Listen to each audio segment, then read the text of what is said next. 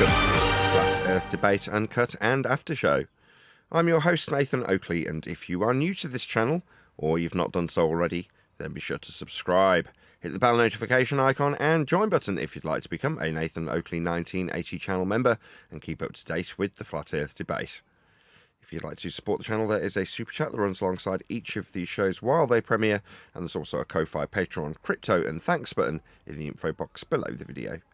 Speaking of Patrons, I'm going to do a quick shout out to all of you who do support me on Patreon. So, a massive shout of thanks and appreciation to Smith Tool and Purchase, Level Plain Poem, Vitali Z, Colton James, BG, Survive the Spin, FE Patriot, Thomas van der Zander, Measured Flat, Chris Wouters, Sea Level Cultist, Mitch Kennedy, Rod, The Name is Burley, Twad Wazzle, Jason Hornsby, JMails24, Unamento, Iron26, Endless, Golden McKinnon, Retro Bill, John Kays, Patrick Gunnels, Banter, Harry Blade, Mobile Max 777, Rob W, Dale West Watson, Unbelievable Productions, Blue Ridge Ranger, Abraham Mohammed, Skeptic 936, Texas Mike, Chow Yun Cat, David Wayne Foster, and Dank.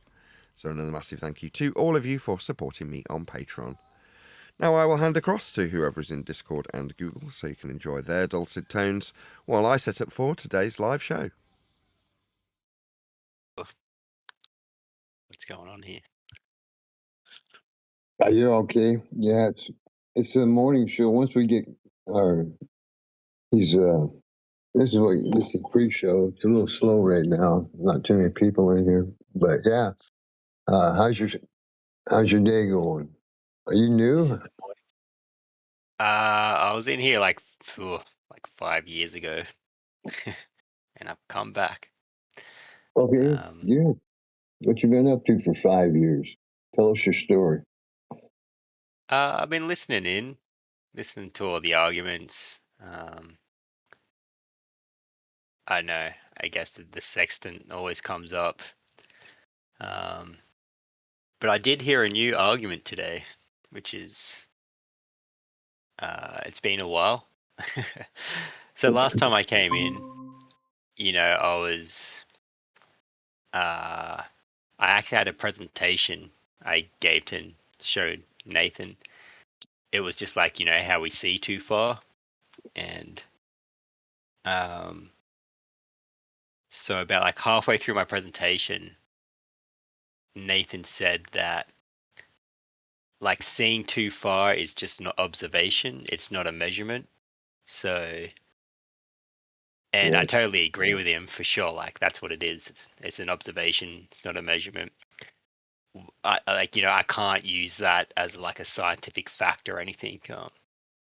So I know that was a good discussion.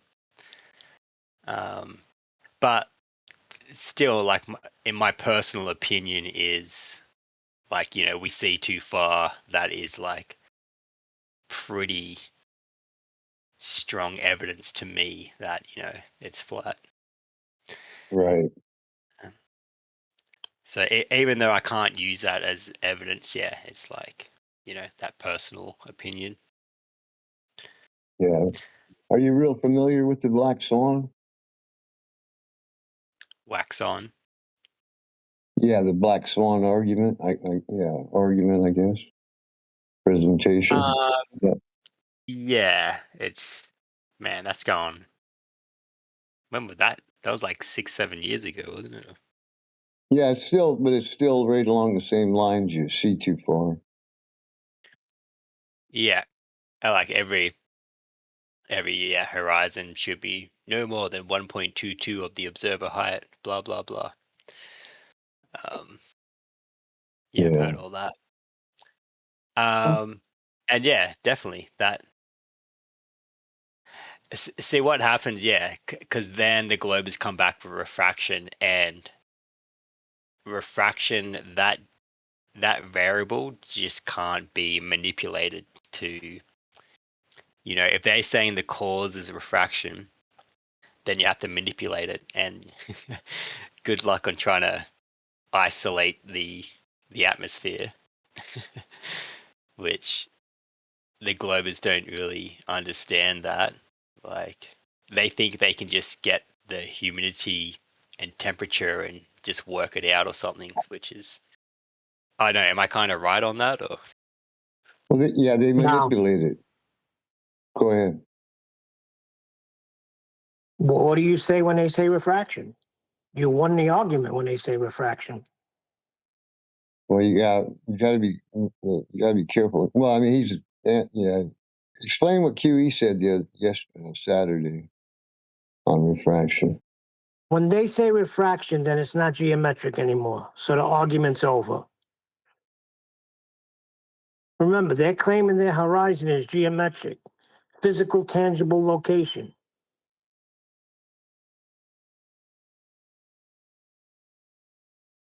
Yes, true. I understand. Just trying to think. But that's the thing that, like I said, that they think they can, because of temperature and humidity, and that they can. I don't know. Like they just have that excuse. Hold on a second. They Does a switch. mountain move the next day because of humidity and temperature? Never moves, right? So if their horizon was geometric, physical, tangible location, then it shouldn't move. Once they say refraction, you win the battle. It's over. They're not geometric, and it's not a physical, tangible location. Next.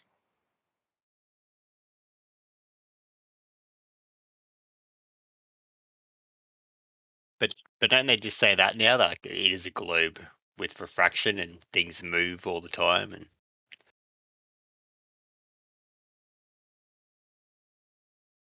Yeah, the school 2 miles away just moved on me because it's a little hotter today and it's a little more humid. So the school's moved to another location. It's ridiculous. And seeing too far, you see because you see. That's it. You're saying you see too yeah, far I because you agree. got yourself on a ball with them. You don't let them put you back on a ball. You're putting yourself on a ball when you say you see too far. You see because you see. You have eyeballs to see. Totally agree. Yes, like I said, yeah, seeing too far is not a measurement, just an observation. But I guess for me is because then I come to geodetic surveying, because this is like the guys who apparently measure the globe. So, but it's just not easy to understand. I tried to like understand it, and it's pretty technical. There is no measurements for the globe, so that's wrong. Now, the globe we have, where does that come from? That comes from flat Earth measurements, right? You can't measure anything unless you're measuring from a flat horizontal plane of reference. What are you referencing anything to when you measure? So their whole globe came from flat Earth elevation angles to Polaris, right? That's how they Well, made their globe. Nathan's better at explaining that than I am.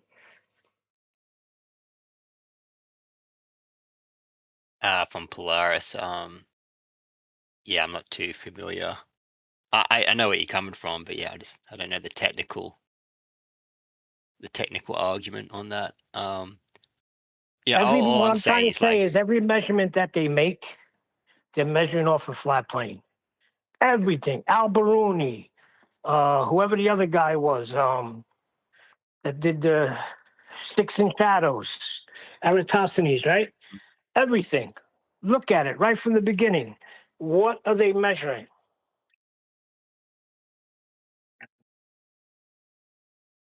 but that I know I'm just thinking of a global, like they would say the sticks in the shadow, like that's just locally flat, like the There curvature you would go. be Game over. Welcome to negligible. Flat Earth. But if we're talking like a 0.0001 of a difference, like, is that really gonna, You see, the unique thing about a sphere is there are no flat surfaces on a sphere. So once they tell you locally flat, you win again. So flat then, right? So we're all agreeing that it's flat. Welcome to Flat Earth. You know, there's a book coming out soon, and that's the title, Welcome to Flat Earth. You will have everything you need in there, and you will be a Flat Earth ninja warrior.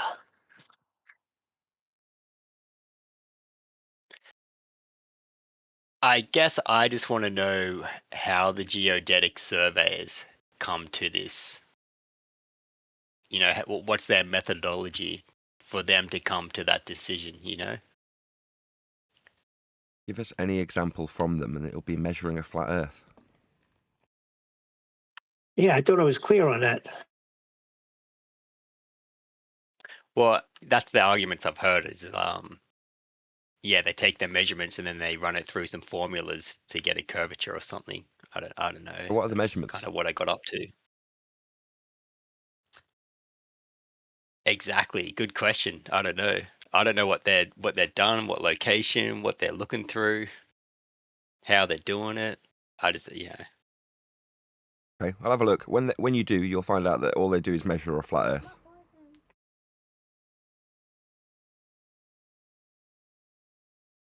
And is that the argument? Like they measure it flat, then they run it through That's not an the argument. formulas? No, that's not an argument.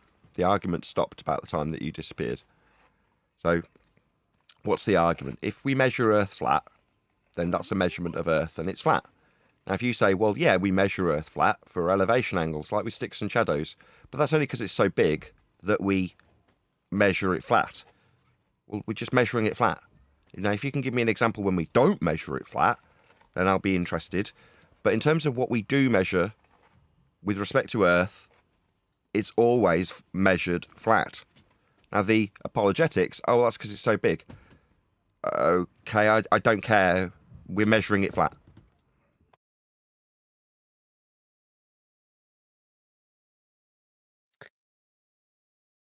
Yeah, I agree. I'm just, guess, curious to see how geodetic surveyors come to, you know, what do they do? What's their method? That's just all I'm at, really. Go and ask one, and then pay attention to what they say they actually measure. I did. I've looked at videos of. I actually contacted a company, and it was just a bit technical. Okay. So what he said was they used to do it. I think he said they do it from the stars to begin with, or something. But then he said now these days it's just all GPS. All GPS?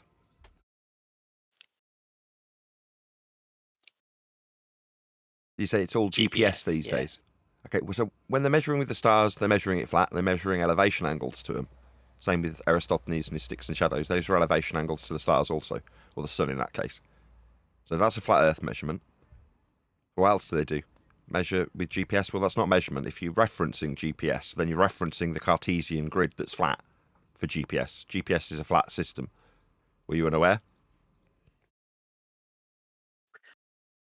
I'm not too familiar, with all that. It's Cartesian, flat. GPS is flat. Reference to sea level. Cartesian. I'm gonna Google that. Cartesian.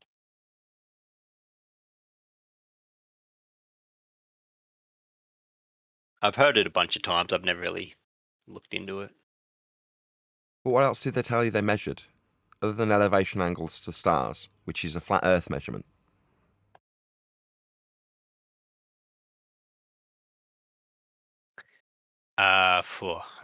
Go try find the email if you want. Yeah, that'd be great. Hey, Nathan, while he's looking Right. for that email, I put a video in yesterday. It's quick. It's like maybe 7 minutes. And it's titled How to Measure Earth. So it might go hand in hand with what you got on here right now. I'll repost it for you. Yeah, it's called How Everybody Can Measure Earth. And it's this young kid, and immediately flat Earth. Even his diagram that he has on the video. Come on, lighting. I knew this was going to be a problem. The ancient Greeks were able to infer the size of the Earth simply by paying attention to shadows in wells and knowing the distances between some cities. So the distances between the cities is linear, And the sticks and shadows and well is measuring elevation angles with respect to a planar flat surface. So, 18 seconds into the video, got 2 flat earth examples. Distance, that's linear. And elevation angles, that's flat earth prerequisite. Yeah, we'll cover this on the live show. Yeah, it gets better. And then I won't say anything. You just watch it. It's really funny. And even with the diagram on the front, he's measuring his scale, his graphs from a flat plane.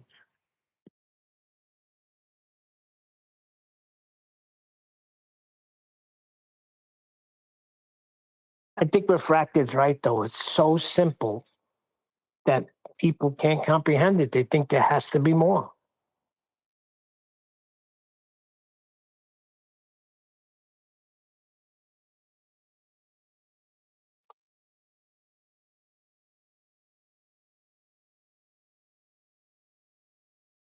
Yeah, it's pretty basic. Earth's just measured flat in all regards, in all instances, for everyone. Always. There are no exceptions to that. That's how we measure Earth. Doesn't matter what type of measurement, if it's distances, if it's heights, if it's elevation angles. We're always measuring Earth flat. That's how it's dealt with. That's what Earth is, a flat surface to measure, to reference, to travel on, to fly, to sail, to drive. All of it will utilise linear distances. Flat maps, linear scales, Cartesian grids in the case of GPS. It's all flat. There's no other way to describe it. Because that's what it is. I got the email. Do you want me to post it in the... No, just read out the highlights. Just tell us which bits he says he measures, or she. I'll read the first paragraph. I think there's some there is how do I say it? A sentence in there that's just like kind of. So he says a bunch of stuff, and then he says, while there was several ways, the most optimal way was to try and observe latitude by astronomical observations at different points along the same meridian. Stop. So latitude, he says, his opening is to use latitude, correct? It's a flat Earth system that uses Polaris and the elevation angle to it off a flat plane. So the first thing he's done is utilise a flat Earth prerequisite of latitude. Flat Earth only. Okay, carry on. So yeah, I'll just recap what I said. The most optimal was to try to observe latitude by astronomical observations, different points on the same meridian. And then it says, then computing what is called the radius of curvature in the meridian. That's what stumps me. He does the observations of the star, then he computes the radius of curvature. Yeah, that's fine. He's calculating it then. So he's measured a flat Earth for Polaris's description in terms of its latitude. That's a flat Earth measurement. Then he's saying, I take that flat Earth measurement of latitude and calculate sphericity based on the meridian. Okay, well, that's not a measurement then, is it? So he's measured Earth flat, and all he's measured so far is Earth flat for Polaris's latitude. That's what he's done. Latitude with respect to Polaris, I should say. That concludes what I was saying before. Like, they make this observation of the star, then run it through a maths formula to get the curvature. Yeah, but that's still measuring Earth flat. Is that what's going on? Yeah, but just measuring Earth flat. That's what they've done. They've said, we measure Earth flat, and then we calculate the curvature after we measure it flat. That's what he's actually said to you. Yeah, that's what I thought he said. He's just he said it in a somewhat technical way. Regardless, he's measuring Earth flat. He'll need it to be flat to get latitude from it.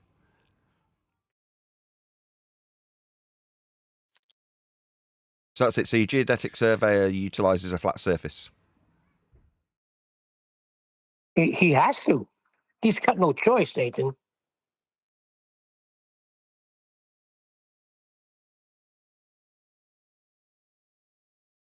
Given you've been away for 5 years, would you not sort of lean back in slight disbelief that it is this simple now, 5 years later? Oh, right, so Earth was just measured flat the whole time. Yeah, it was, yeah. But familiar enough with the subject to say, well, when I put that to a baller, they say, well, that's because it's so big that we measure Earth flat.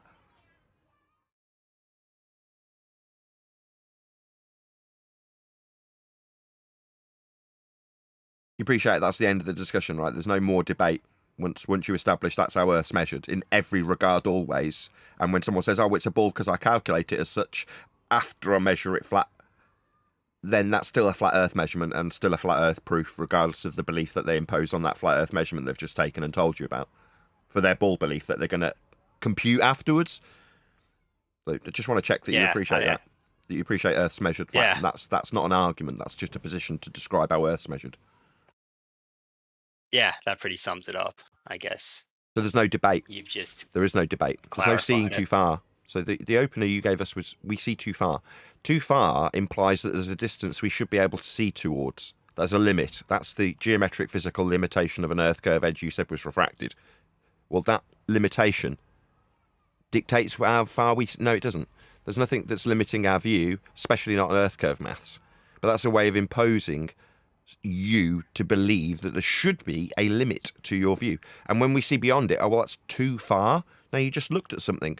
Why was it too far? Oh, because there should have been Earth curve in the way? No, there shouldn't have been. And to suggest that there would be would mean you had to measure surface level for your height above it.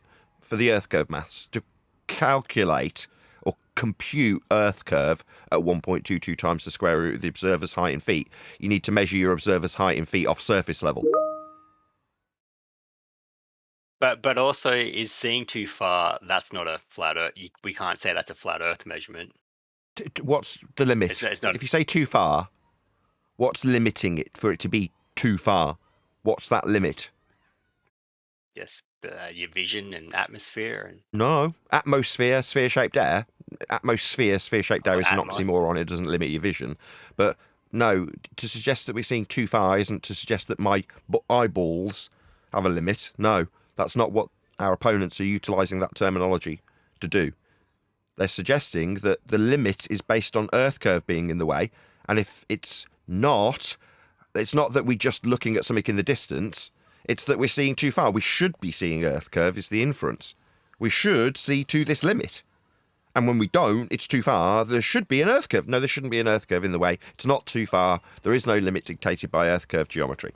And if there was, then you'd need to measure a flat Earth to get it, because it measures surface level. But Earth curve maths, to say you've seen too far, you're not.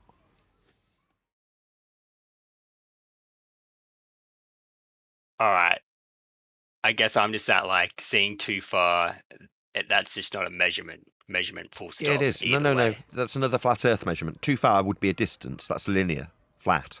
How far were you seeing? Miles? Well, then you're seeing in a flat linear distance measurement. The measurement could be made of miles, but you'd have to accept and understand that the prerequisite must be that Earth is flat to describe that linear distance that can only be flat, like on all the maps that are practically applying linear distance with linear flat scales for miles and kilometres, that are flat by definition. So if we're going to describe the distance to anything ever, we can only describe that on a flat Earth. That's how distances are described. So what's that distance to Earth curve? Oxymoronic. The distance will be flat Earth only. There aren't any other types of distance. So we're clear that not seeing too far, the distance is measured flat. And only flat, because distance is flat.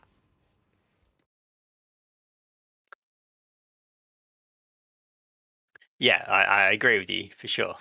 That's But to summarise, there's no argument. We just measure Earth flat in all regards, and any suggestion of sphericity will come with a heavy dose of measuring Earth flat in the claim to be argument that there isn't.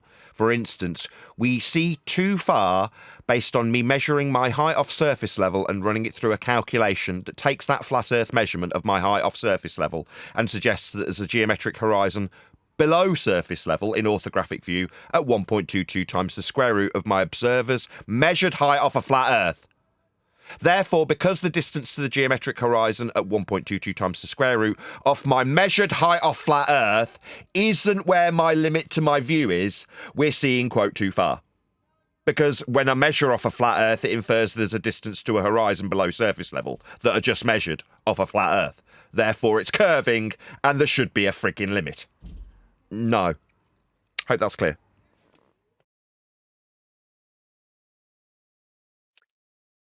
Yeah. It's, just assuming the curvature and everything can. No, we're assuming Earth is flat when we describe any distance or measure anything ever. Once we've done that first, like unequivocally understood that we must have a flat Earth to move forward with anything, then we can measure it flat, and then we can start talking about sphericity afterwards. So there's no, I'm going to assume Earth's curved. Really? Where did you get that? Because the starting point was measuring elevation angles. The starting point wasn't measuring curve. The starting point was measuring flatness.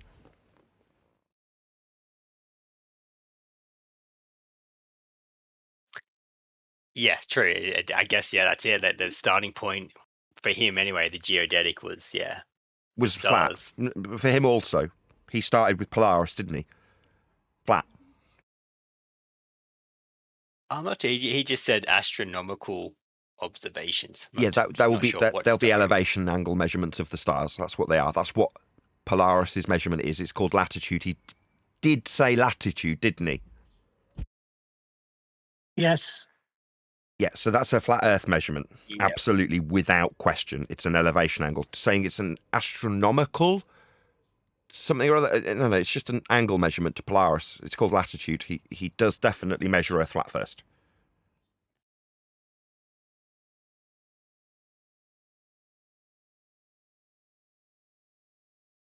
The game is, if I can just measure Earth flat and then describe a linear distance on a flat Earth, then I can suggest that the linear distance on a flat Earth after measuring elevation angles to stars flat suggests that we're on a ball when I run it through these calculations that utilise all these flat Earth measurements.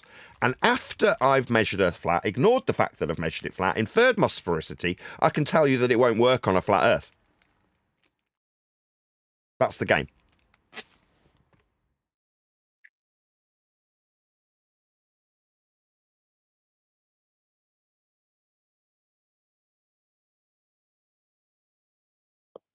Well, the game is up then.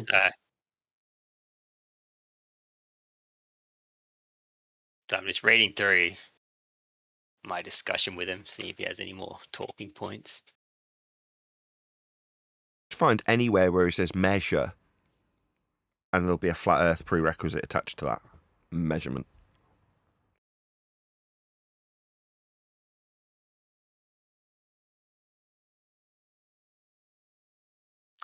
Do you mean like assumption? No, measurement. Not assumption. Like when you measure an angle, when you measure an angle like to Polaris, that's not assuming anything. You're just measuring an angle. I thought you like with this guy, every time he measures something, he's assuming curvature. No, That's what I thought you no, meant. incorrect. Every time he measures something, he's measuring Earth flat. That's what I'm trying to tell you. So you're saying, oh, well, I assume that he assumes it's curving when he measures. Well, you're assuming wrong, because whenever he measures, he will measure Earth flat. There are no exceptions to this. None. All measurements of Earth, without exception, are flat. Like I say, give me any example of a measurement he's made, it will be flat. So far we've had Polaris and distance. Both were flat, both are capable of measurement, no assumptions needed. Just, you could use a little wheel, or an odometer, or an angle measuring tool for the two that we've had so far, but they're just measurements.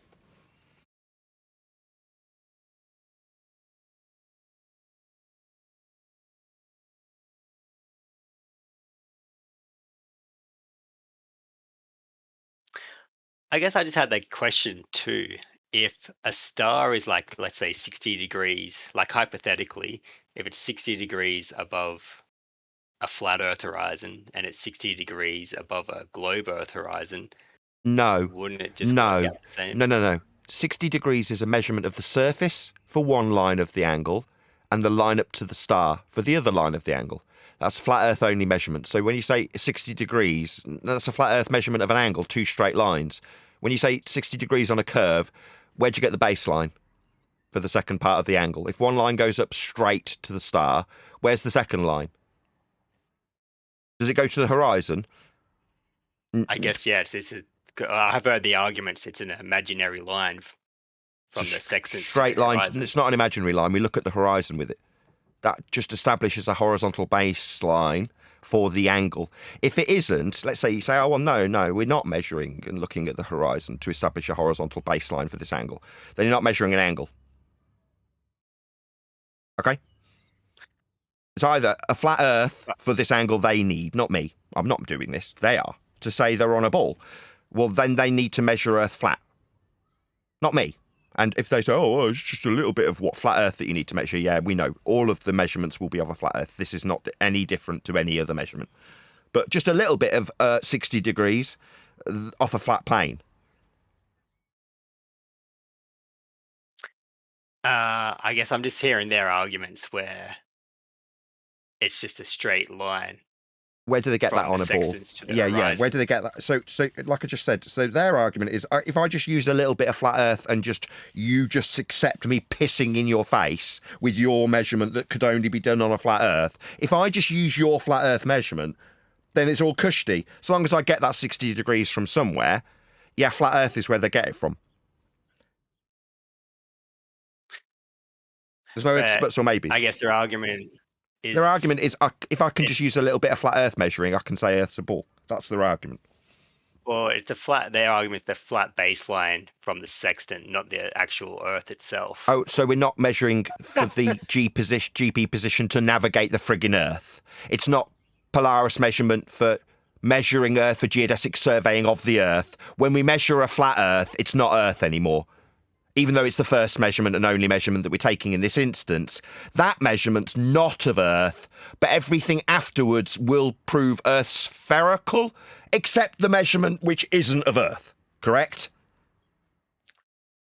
That's not Earth when we take the angle. That would be my follow-up question, would be the GP, yeah. So we are measuring Earth then? Specifically for the ground position at the end of this line that isn't Earth. Well, we've got a line at the end of it that's labelled ground position. Definitely the ground.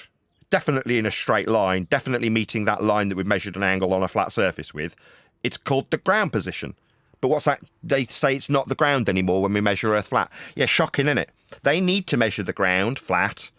But when they do, it's not the ground anymore. Because they need that measurement of the ground to suggest the ground is curving. Except when they measure it flat, then it's just not the ground.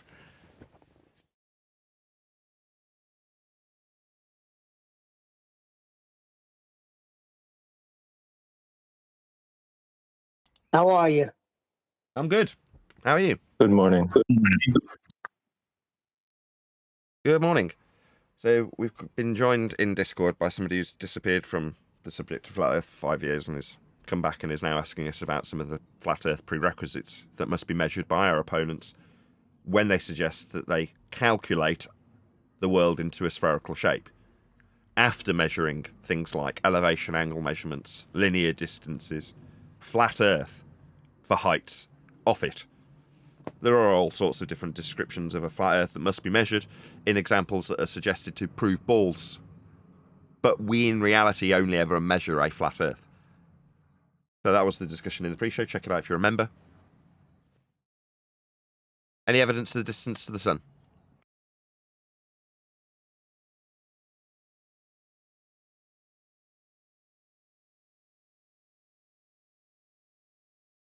Don't all go at once. Plane. Say again, Adam. You'd only be able to measure from a flat plane. Yeah, the debate's over. For whatever reason, they've just pumped a ton of money, I would assume, into the Antarctic deception. And therefore, for that reason, they need people to be disbanding, present tense. As Jaron and Whitsitt waste endless hours arguing about nothing, never mentioning that Earth is measured flat. So that's what we're currently in the midst of. Hence, it's incredibly quiet here currently. There we go. If somebody's come back to the fold after 5 years, it's nice for us to be able to tell them Earth's measured flat. There is no debate anymore. It used to seem like there was a debate. Half the shillery, as we would now describe it, is the pretend flat earthers creating the impression that there's an argument to be had. That's why I get a little irritated when people say things like we see too far. No, we don't. We measure a flat earth and then calculate the inference of sphericity into those measurements of a flat earth to suggest that we see too far.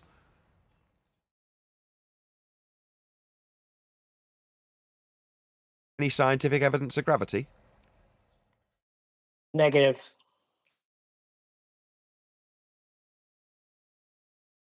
About any evidence that you can acquire an elevation angle measurement from a curved baseline? It's funny you should mention that, because what they're saying now is that the elevation angle, the lines you're talking about, are both imaginary.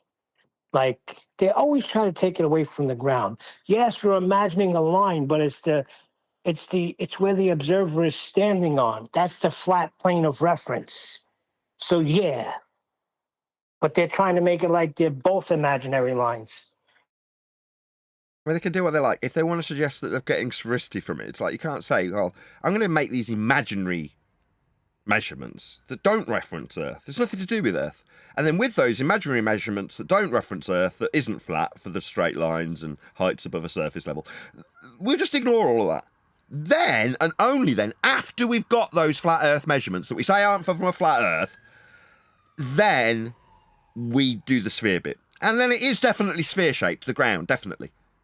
It's only when we're measuring it flat that it's nothing to do with the ground. But after the calculations, it is. A sphere, that is.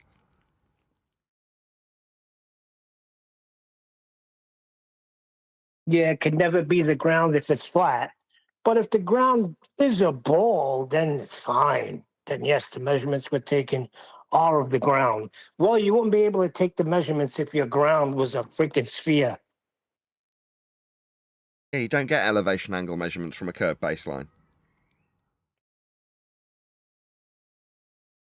So there is no latitude on a ball. There's only the measurements superimposed after the fact onto the spherical surface of a model. That can't be the ground because we wouldn't have got the measurements for those concentric circles. Flat in nature, measured with angles off a flat surface.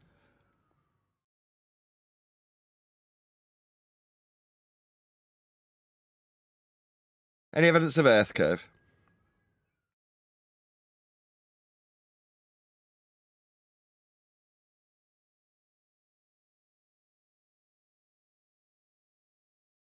Don't all go at once. Well, they talk about effects of curvature when they say that there's bottoms of buildings missing. At a linear flat distance. Oh dear. When they infer that sphericity for the blocked boats or buildings, they're measuring their height off a flat surface level, aren't they, Neil? Well, if you're talking about measurements, yes. The height off a surface level to compare to a distance in linear flat miles or kilometres will suggest that there's a, geometric physical sphere edge blocking your view at 1.22 times the square root of your observer's height off a flat Earth? That's absurd. You need a flat Earth to measure your height off it for that inference. You can't say I'll measure my height off a flat Earth and then tell you how curvy it is. That's stupid. I was going to say, yeah, but guy says to me, bottoms of the ship disappearing. But what gets me is like, they'll say that, but then, like, then we'll say, oh, then train tracks touch in the distance, you know, and they don't agree with that, like train track. So, like, you know, it's like they contradict themselves. Yeah, meanwhile, the distance is going to be a linear distance in miles or kilometres that will require the surface to be flat to infer the distance. Same with perspective. The train tracks meeting a point in your vision. That also requires a flat surface to describe.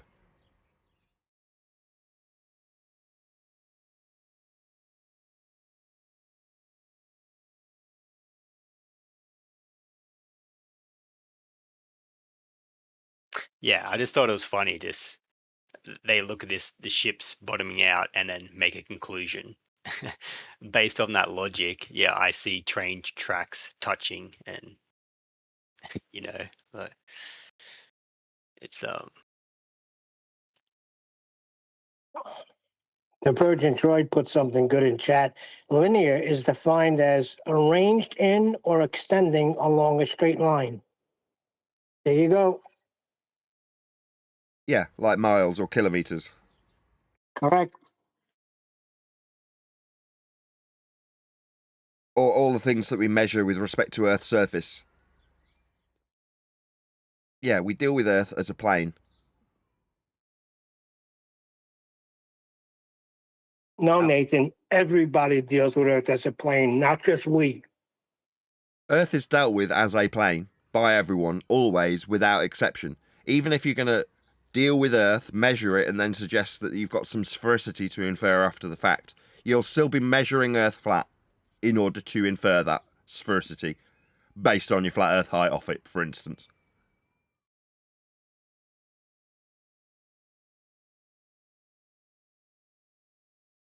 Yeah, if you're watching this and you end up in discussions, because they're not debates, there's either somebody ignorant debating with someone else ignorant of the flat Earth that we measure, while they whistle past the flat Earth measurements they'll both be using, or there'll be someone in denial telling you how they measure Earth flat, and somebody pointing out that they're measuring Earth flat, and then being told that that's because Earth's so big that we measure it flat.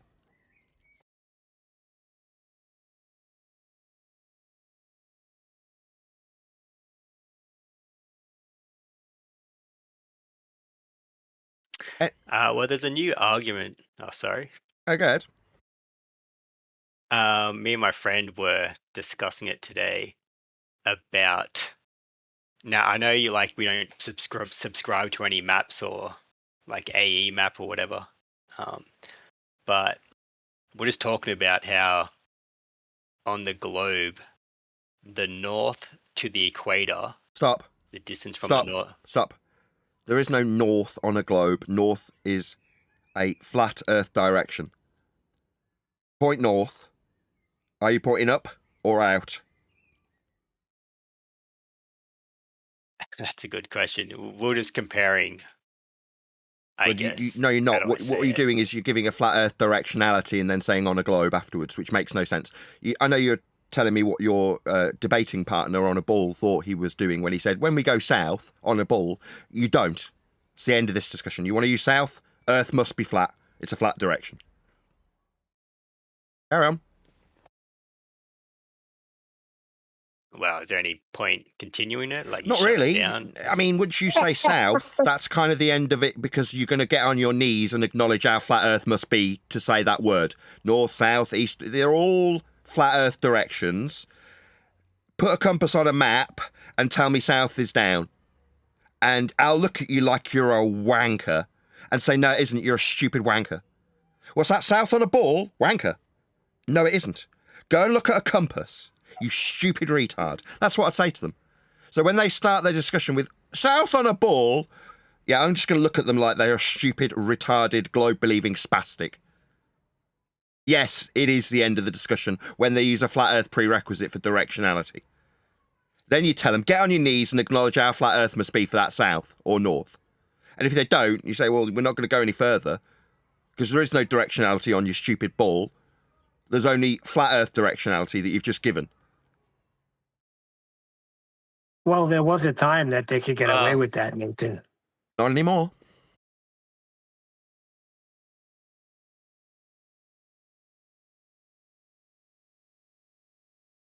You've got to set the playing field back in the day for the last 10 years, where our opponents say, if I just use these 3 flat Earth prerequisites to calculate a ball, I can tell you how my calculated ball based on flat Earth prerequisites won't work on a flat Earth.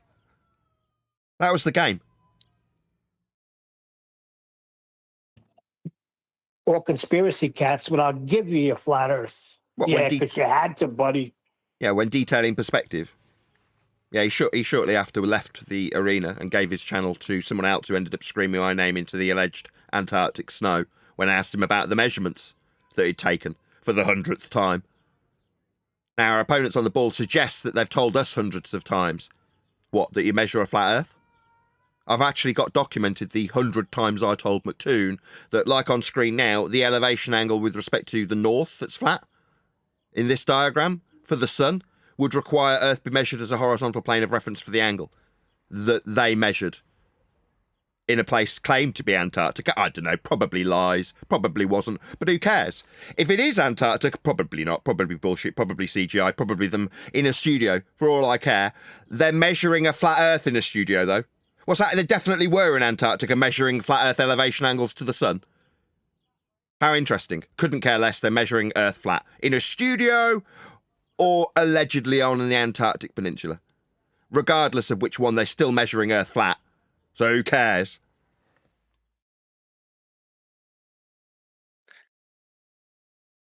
Well, in the video you're going to review today, people think otherwise. What, in the one that you sent that we covered the first 18 seconds of?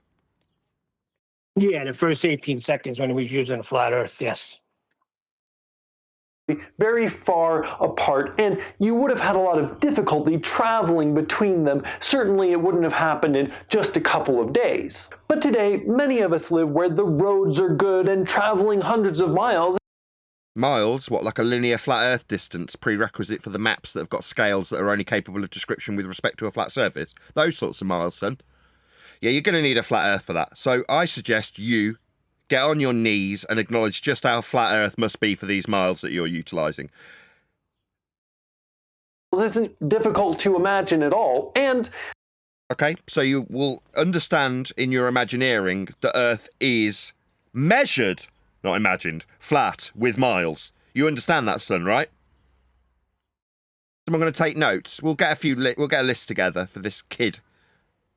He says it's not difficult to imagine what flat Earth prerequisites in the form of linear distance measurement for miles. Yep, so that's point one. Are you going to get on your knees and acknowledge how flat Earth must be for miles? If not, why the bloody hell are you using them? You don't actually need to have a well, just a stick will do.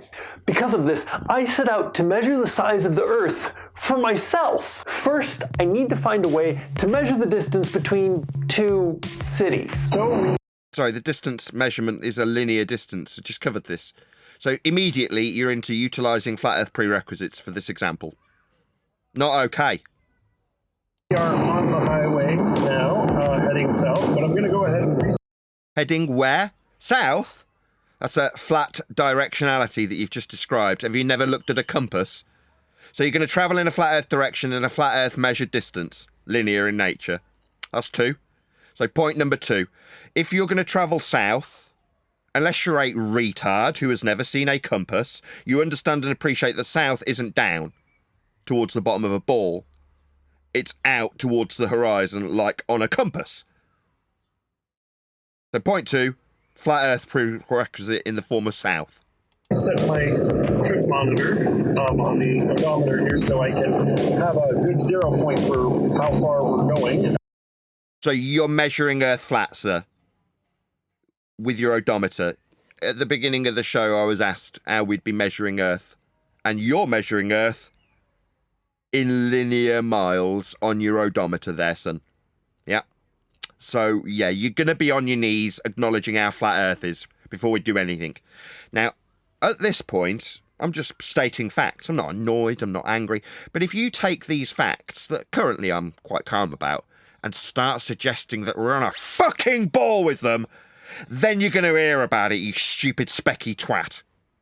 And that will give me how far I've traveled south. When the distance will be linear on a flat Earth. If accurate, it will be flat. you finally measure the shadow. Sure, I could have just used Google Maps, but that's hard. Google Maps takes its data from the Ordnance Survey that survey Earth flat.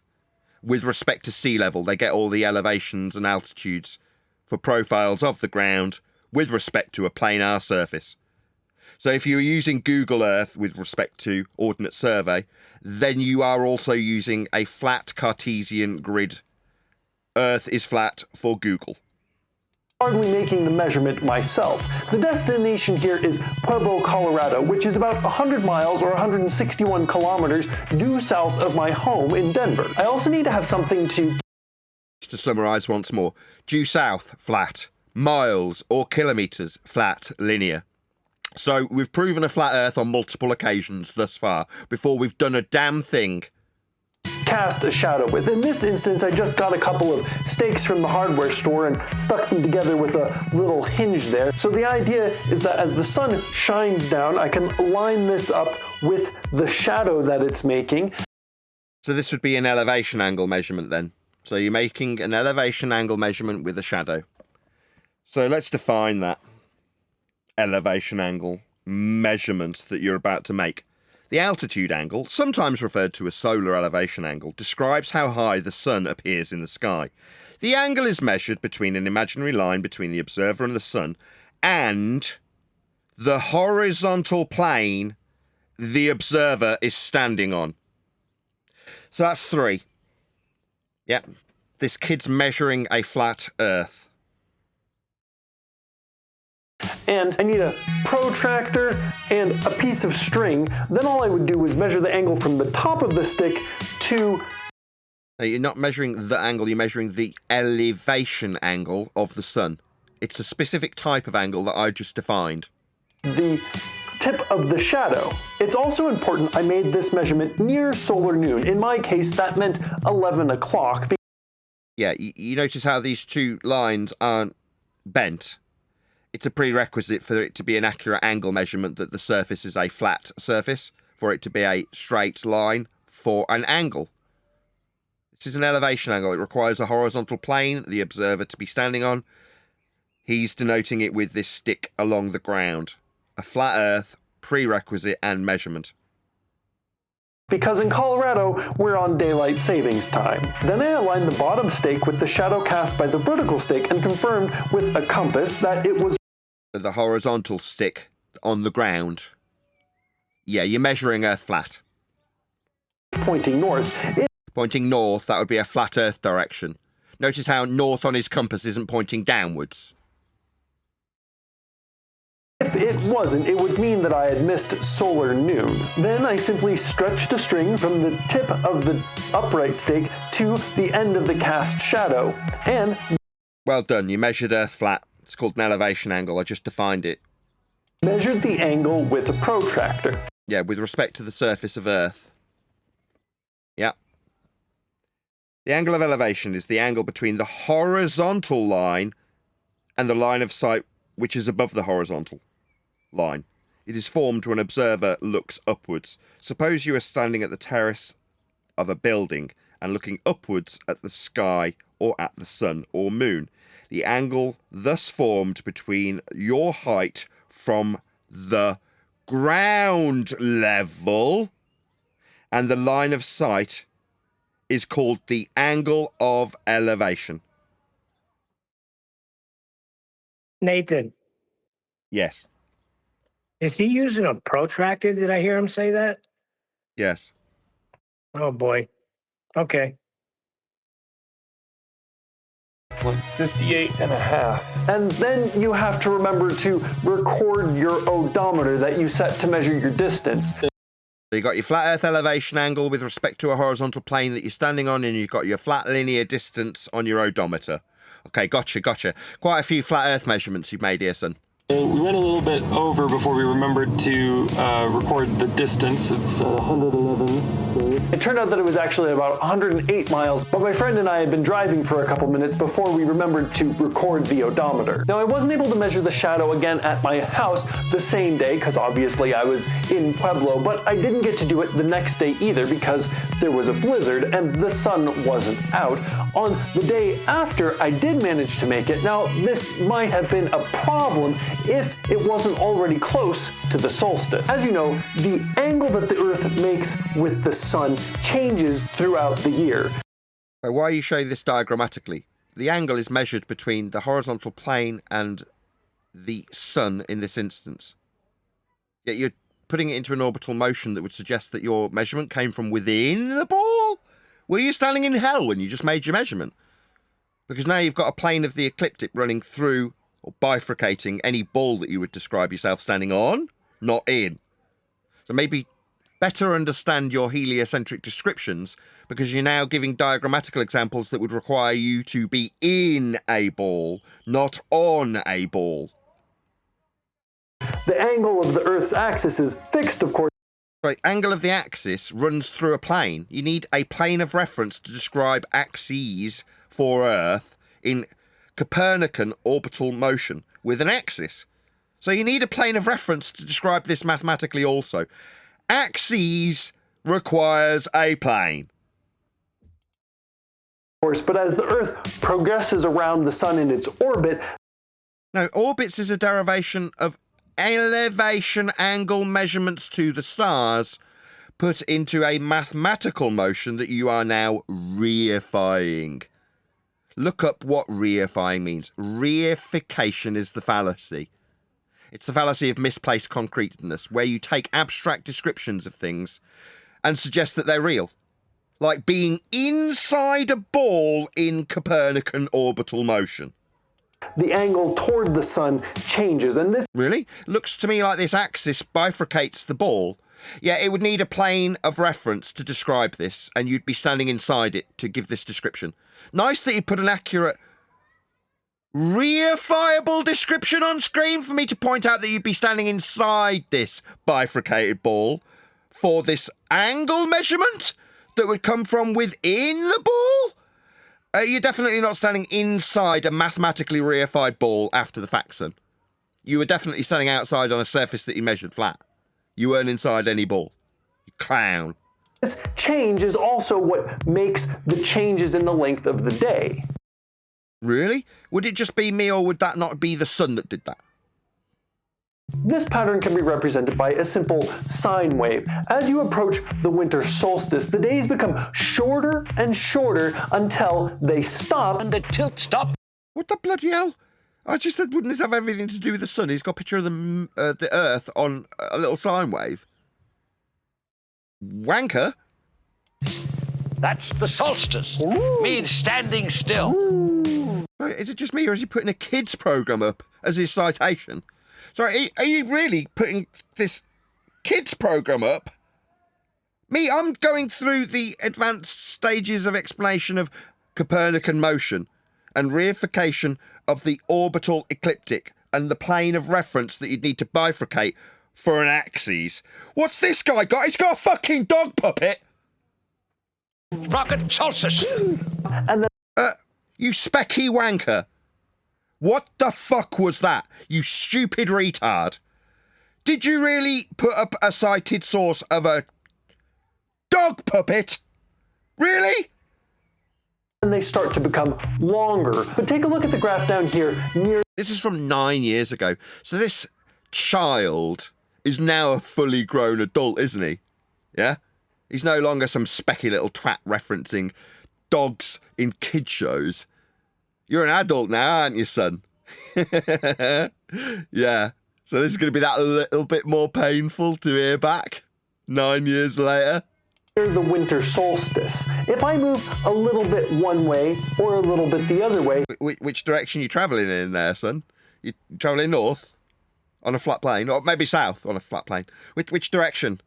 Because your directionality is going to be with respect to a flat plane. That's all you can ever reference. The total change in the length of the day is very small, whereas up here toward the equinox, if I move just a little bit along the time axis...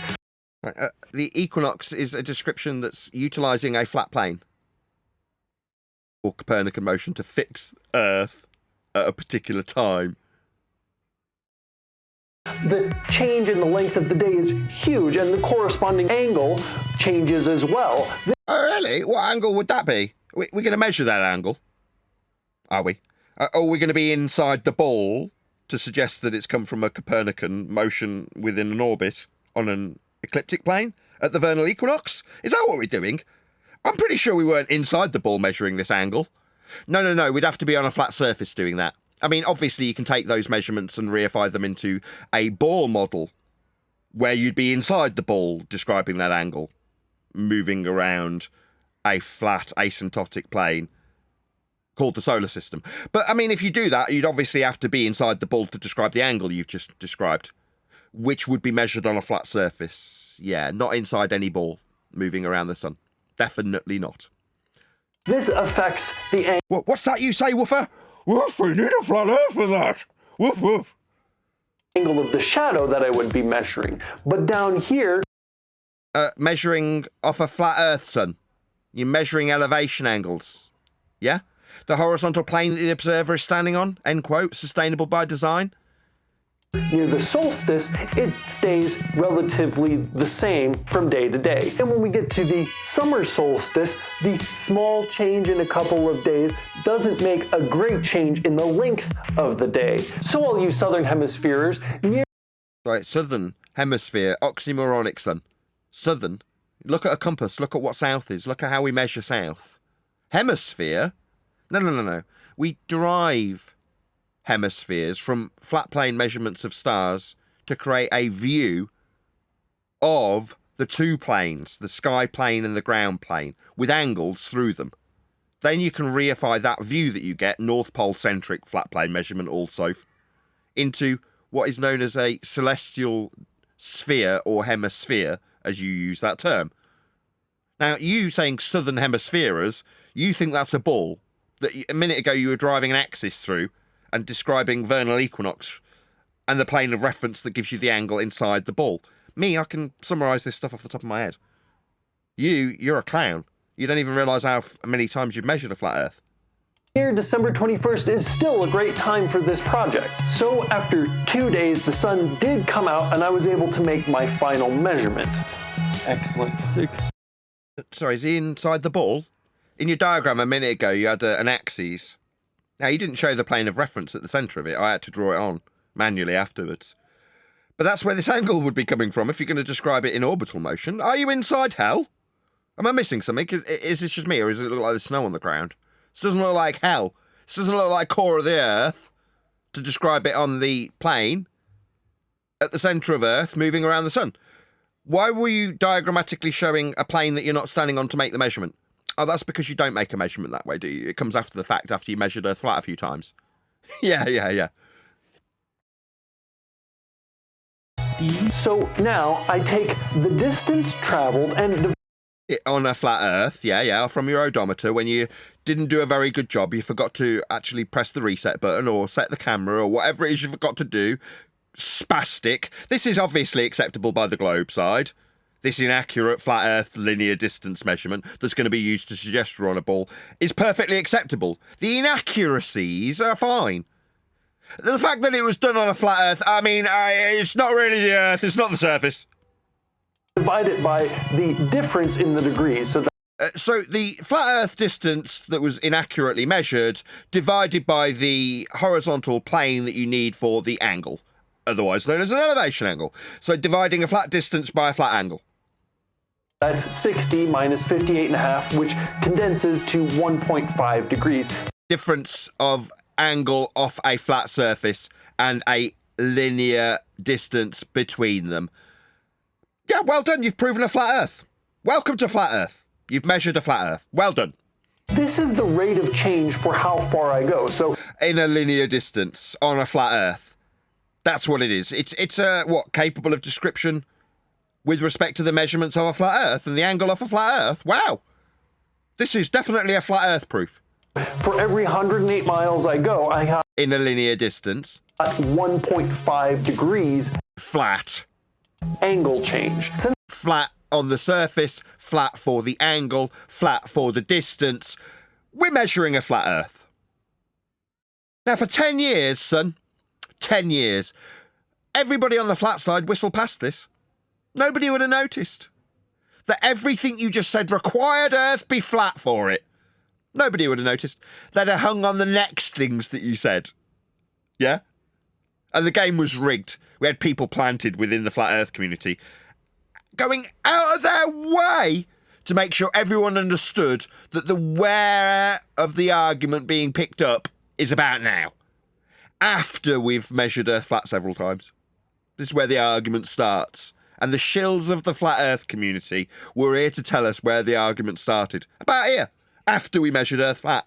Since I know that the Earth is round, all I Oh, right. Well, I haven't watched this video, and yet I seemingly instinctually knew that that would be where you inserted the Earth is spherical after you've just declared how flat you measured it.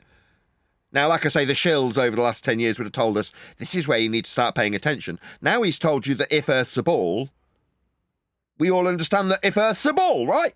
We're all on a ball then, right? Don't worry about any of what's left on screen. That's flat Earth prerequisite in the form of 108 miles, or the difference in the angle measurement at 1.5 degrees with respect to a flat planar surface that was measured for the angle. Just ignore that, because if Earth's a ball... No, it's not. You've just measured it flat. So should we just ignore this linear distance because you've just said if Earth's a ball? Well, then we haven't got a linear distance on it, you stupid retard. Then we haven't got a flat Earth elevation angle measurement with respect to a planar surface. The horizontal plane the observer is standing on.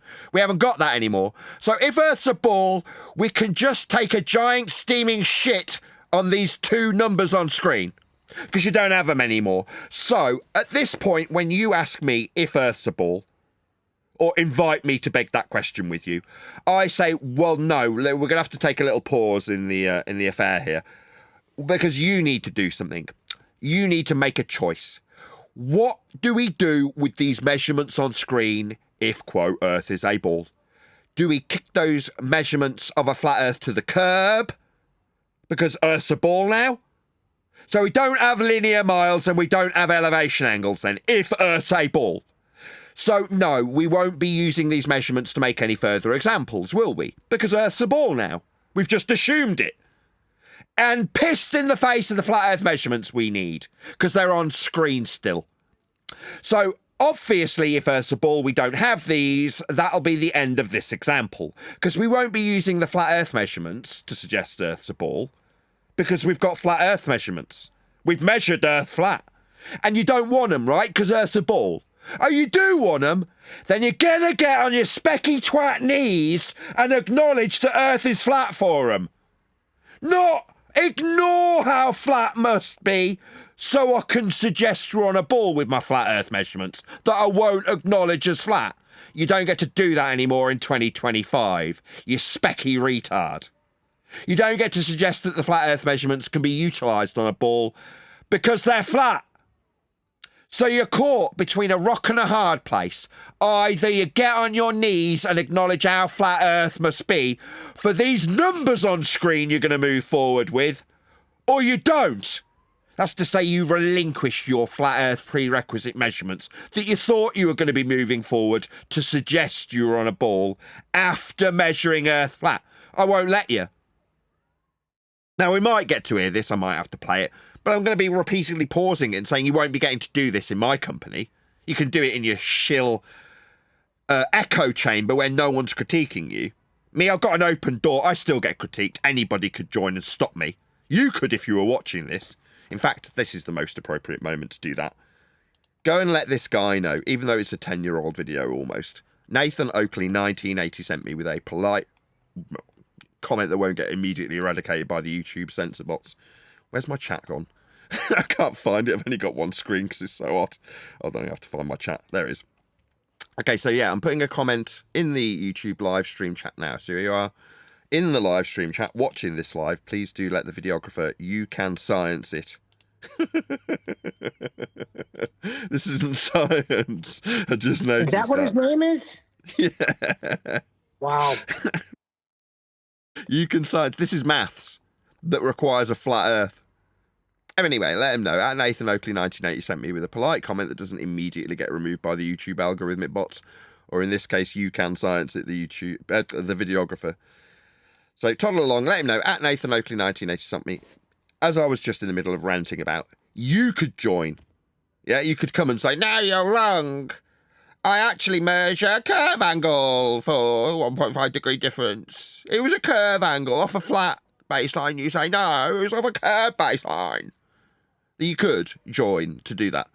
Or you could alternatively say that I'm, in my echo chamber and that I mute people or some shit when I point out how flat Earth must have been measured. It's still on screen for my audience. Notice nobody's here opposing me. There's a link you can join if you're watching this, if you're amongst the 66 people who this has been exposed to. Yeah? Gone are the days of me getting 250 to 300 viewers when I point out at the end of the argument, the end of the debate. No, what should we be paying attention to now? Should it be the fact that this man measured Earth flat 10 years ago? Or that we've been measuring it flat ever since? Or that when we point it out to certain globe-believing idiots, they tell us that's only because it's so big that we measure Earth flat? No, what we need to be paying attention to at the moment is the Geron versus Whitsitt-Schillery, because apparently they saw a 24-hour sun in Antarctica and measured it flat with elevation angles. Said nobody in the discussion that you will get presented with if you're looking at flat Earth currently. Or maybe you should look at Simon Dan talking about whether or not NASA are real. Or maybe you should look at Dave McKeegan saying how perfect the moon landing footage was. Me talking about second law of thermodynamics violating sky vacuums where we'd all be dead as gas followed entropic law and filled a sky vacuum that we'd have to travel through to get to the moon. That's ignored. Go ahead. Come on, Mix. Go ahead. What's up, buddy? Talker, you're off mute. Okay. Well, All I have to do is multiply this rate times 360 degrees to get the total distance all the way around the Earth. So right. No, all the way around the Earth is an extrapolation after flat Earth measurements. for this full circumference... No. You're measuring Earth with a flat angle and then saying that the angle you measured is now a curved surface line. You're bastardizing the original measurement by curving the line that you just measured flat. Furthermore, your linear distance isn't a linear distance anymore if the surface was curved, when you just measured it with miles flat with your odometer, inaccurately. I got 25,000... No, you didn't. These measurements are extrapolations from flat Earth linear distances. 920 miles, or about 41,700 kilometers, which linear is about 1,000 miles or 1,700 kilometers too big. But still, it's not anything too big or too small. It's an extrapolation from flat Earth measurements, prerequisites like angles off a flat surface. It's nonsense. Still, that's within 4% of the accepted size of the Earth. Accepted? I thought we were measuring it. Meanwhile, what you've done is measure a flat Earth and extrapolated it out poorly. That's not even attempting to count for the slight back and forth and extra side streets that I drove on. Oh, really? So what about the non-linear curve that you didn't drive on? Just ignore that. All right, but there might have been extra lateral movement with respect to the linear distance that I badly measured. Previous video, I used the size of the Earth to help determine the distance to the moon, and I just said that the size of the Earth was a known quantity, something that you could figure out. Well, so figure out by measuring flat distances and then extrapolating out flat measurements of elevation angles. Oh, really? Well, no, your distance to the moon is a Copernican extrapolation that requires you have a scalar. Now you know how it can be figured out. No, you just measured Earth flat to figure it out. Now, that extrapolation after the fact still needs Huygens to assume that Venus has the same radius as Earth. So if you're going to infer this or impart this on Copernican motion, you haven't inferred where you got the scalar from. Just an amateur, you don't really know what you're talking about. Since it's a holiday season, I expect a lot of you are going to be traveling. So on your travels, I'm hoping that some of you will go ahead and try it out. And since it's near the solstice, a day, give or take, isn't going to make a big difference when you're making this sort of a measurement. Which measurement would that be? The linear distance measurement or the flat Earth elevation angle measurement? Which measurement? Make sure that when you take the difference between your two locations, you're just... The difference in angle, the difference in elevation angle measured off a flat Earth? Just talking about the north-south difference and not any... Is it just me, or did he just say north-south and move his hand up and down? But do you not understand... No, that's what he did. ...what north and south are, you crazy-looking retard? Look at south on a compass and then move your hand up and down and tell me that that's north and south. Now, it's what you're doing is you're in cognitive dissonance where south stops being south because you've juxtaposed your flat Earth linear distances and flat Earth elevation angle measurements onto a ball that has south on the bottom of it. It's just retarded. East-west variation. You can find more details and experiments on my blog. Like more experiments. You didn't detail an experiment. You detailed measuring a flat Earth with elevation angles and linear distance measurements on a flat Earth also. Do you think this was an experiment? Oh my god. Now, because this stupid specky retard has told his audience and mine that he's done an experiment, I've now got to actually go through what an experiment is, so that I don't make my audience more dumb like him. An experiment is the elucidation of a cause and effect relationship based on naturally observed phenomena. Step 1, observe natural phenomena, something occurring in nature. Step 2, suppose the cause. The cause must be capable of variation and manipulation by you, the researcher, and real. That's a hypothesis. If causal influencer, supposed at this stage, then naturally occurring phenomena. That's a hypothesis. Experiment is the actualization of said hypothesis. Variation and manipulation of presumed cause to see if it influences an effect you observed at step 1. If it does, you validate your alternative hypothesis.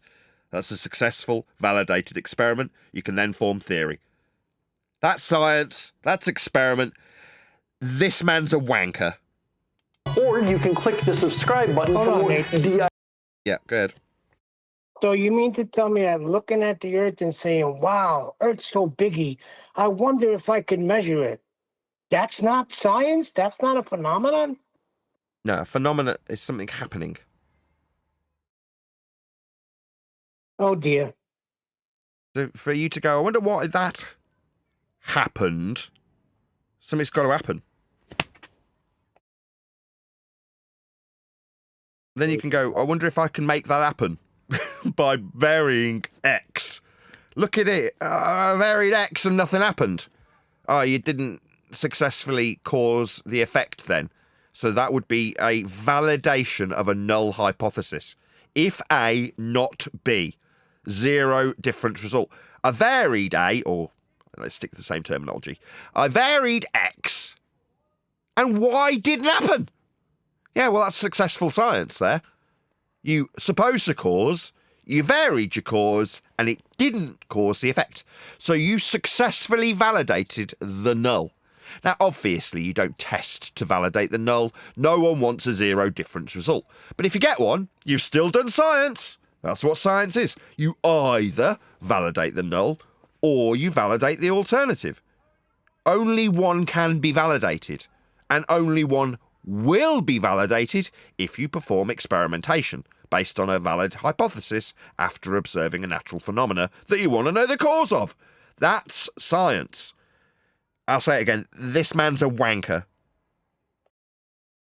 DIY science experiments. If You don't know what that is. you do try this one out, I'd love to see your results in the comments because Right, try this experiment out. Wanker. Wanker. you can science it.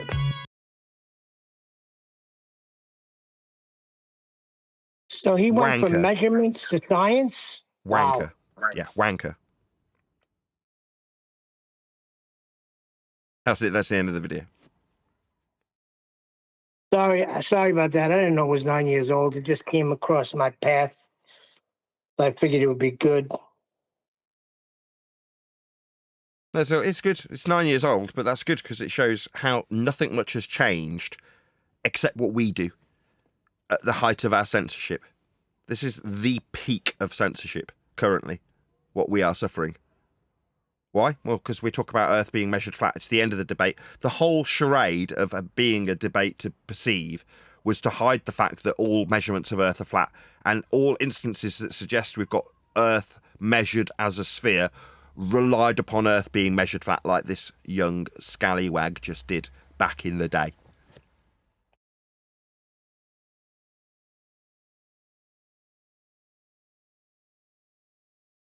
Amazing, really. We've been doing this 10 years, and for 10 years we've had to put up with this crap. Go ahead. Go ahead, whoever that was. The entire time. The entire. That's the clue. I got to measure the curve. Got the entire time and measure the curve. That's all I got out of that.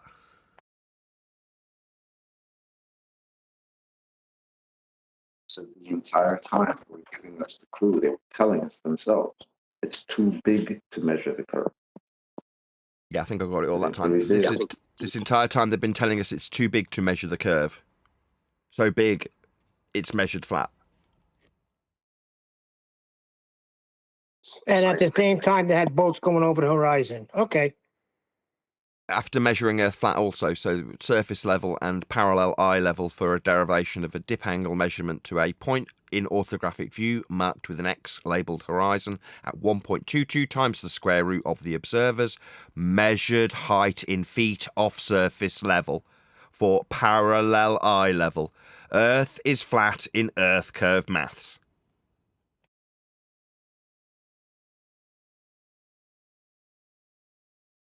Who'd have thunk it?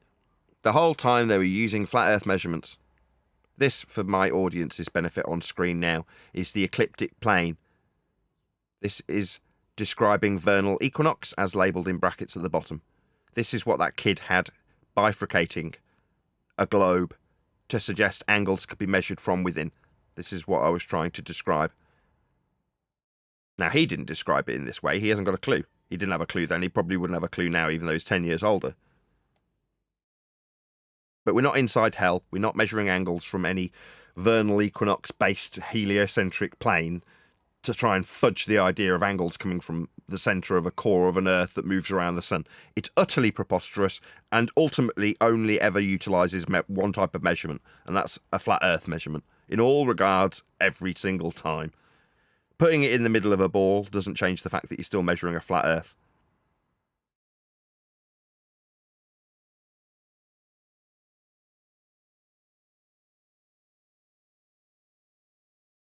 Right, I'm going to do a quick plug. So, Be Here or Be Sphere on the Quantum Eraser YouTube channel. 7 p.m. UK time, 1 p.m. Central Standard for Quantum Eraser Live interactive panel show. I think there is actually a link published to that show as well, if you did want to join.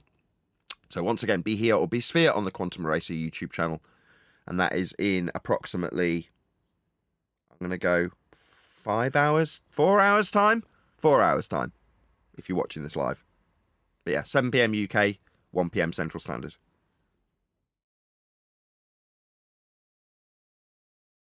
I would assume you're going to be covering Jaren and Whitsitt talking endless garbage that goes nowhere.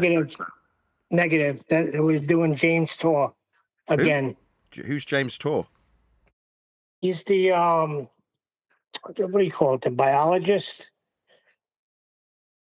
the Christian biologist. Christian biologist. You know, his cases for creation. Huey did a couple of his videos before. Is he on our side? No, he's a heliocentrist muppet. He's a heliocentric creationist. Exactly, and it doesn't line up with scripture, so I'd like to know how he's gonna freaking fit that. Okay. It's a weird one, isn't it, when you've got the offshoot of Christianity that becomes the essentially Church of Copernicus, with heliocentric motion being taught by Christians in church schools. So here in England, we have the Church of England school system where people are taught heliocentrism via the church in their local schools. Now, I don't know how that's classified in the States or anywhere else, but certainly here, that's just the religion of the day being taught in the standard school system by the church. And they're not ashamed of that fact when they teach you in a church school.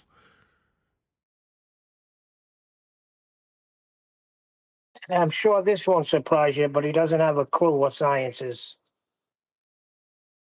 Neither did we 10 years ago.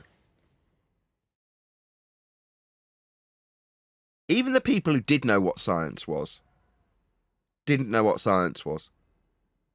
They were taught at some stage, and then they had a fork in the road where cognitively their brain took two paths at once. One that, in order to survive in whatever scientific endeavour that they were doing, they understood implicitly what science and the scientific method was. And on the other hand, all of that gets relinquished to maintain a heliocentric, school-taught, church-based belief. So Adam is the best example of this, although Dr. John Dee, if he was still floating around as much as he used to back in the day, would also be a prime example of this. When you explain to somebody educated in the scientific method what the scientific method is, they know. And they'll almost laugh at you. Of course, I know.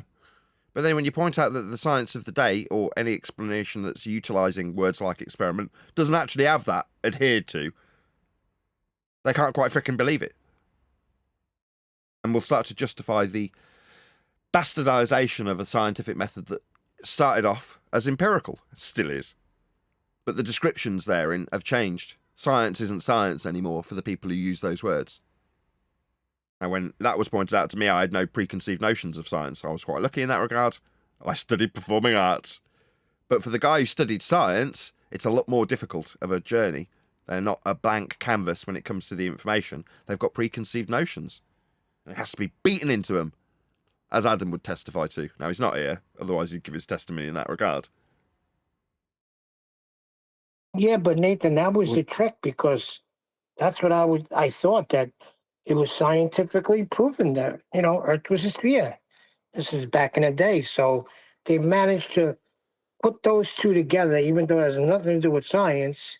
But that's the trick they use, because if you say it's science, then, you know what you're talking about. Yeah, like that kid just did. He's labelled his science channel science when he's talking about maths. And then he says that you can do your experiments too, after describing measuring a flat Earth. Yeah, it's got a lot of validity, because that's how you used to end an argument. All you got to do is say, no, it's a scientific fact. And the other person will just submit. Oh, okay. Scientific fact. I can't argue with that. Well, yeah, in context, that's true. If it was a scientific fact, then no, you wouldn't be able to argue it. It's empirically validated through cause and effect reasoning based on experimentation. So no, you don't argue with validated science, but that's why they've hijacked it. Because you can't argue with it, if I call my just so story science, then you can't argue with my just so story. Yeah, that's my point. That's how you send it. It's scientifically validated. Oh, okay, you win. We covered that about maybe 7-10 days ago, something like that, when we were covering that section of the book. So there's a process whereby science, in quotes, the community of science, if you could describe it as such a thing, has greased the skids of the hijacking of the scientific method by renaming natural laws scientific laws. So if you can call something that describes that which occurs always science, you open the floodgates to calling other descriptions science. So you have the scientific laws. No. Natural laws describe that which occurs always. Science explains the cause of an effect. So once you've elucidated the cause of an effect, that's a powerful notion because it is empirically validated. Same with the null. Like I said earlier, you're not testing to prove something doesn't cause something else. You want to prove that you do have the causal influencer. When you are unsuccessful in that endeavour, that is to say you do your experiment and you don't get a result, zero difference. Null proven. That statement, A does not cause B, is a proven fact if you've tested it by experiment. You're never going to add soil to water and make it boil. If soil, the presence thereof, is your causal influencer in a hypothesis that is trying to establish the cause of water boiling, then no matter how much or how long you spend adding soil to water, will it ever cause the water to boil? Because heat is the causal influencer in that regard. You can validate it by experiment, but if your null hypothesis is validated, I think the amount of soil in the water is the cause of it boiling in this hot spring. Surely, if I add enough soil in an experiment, if soil, then boiling water as my alternative hypothesis. If soil, no boiling is also part of that, it's the null, the antithesis of my prediction. But I add my soil, and zero difference result. confirmed, tick, proven. Empirically, never to change. Soil will never cause water to boil. It is not the causal influencer. I can say that with scientific certitude. That is experimentally valid. Those descriptions and words, science words, are contextually and accurately being utilised by me in this discussion now. When some specky twat tells you that after measuring linear flat Earth distances and flat Earth prerequisite elevation angles, that's you sciencing it. Tell me about what your results were below. Wanker. Hijacking terms, in this case for maths, to suggest the empiricism of experiment. That's why they do it. So that suddenly I've mathsed, with flat Earth measurements, the sphericity of Earth. And it's science, so you can't argue with it. That's the game. You got it. Exactly. But how do they play this game with the term pseudoscience or in the background the whole time? Like, I don't even understand how they got away with that. Yeah, back in the day when we were learning Supposedly this the stuff. people who are... Sorry, I thought you were done. Sorry. No, you get. No, the people who are purporting science, well, they purport to know what pseudoscience is, right? They would know the difference, which is the weird part when, we were being told when this started, we were being told left and right, science proves that we live on a globe, guys.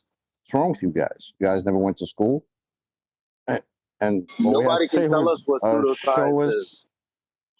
show us the science that you're talking about. And then it turned to science doesn't prove things. Eli said no one taught us what science is. Oh, pseudoscience. Correct.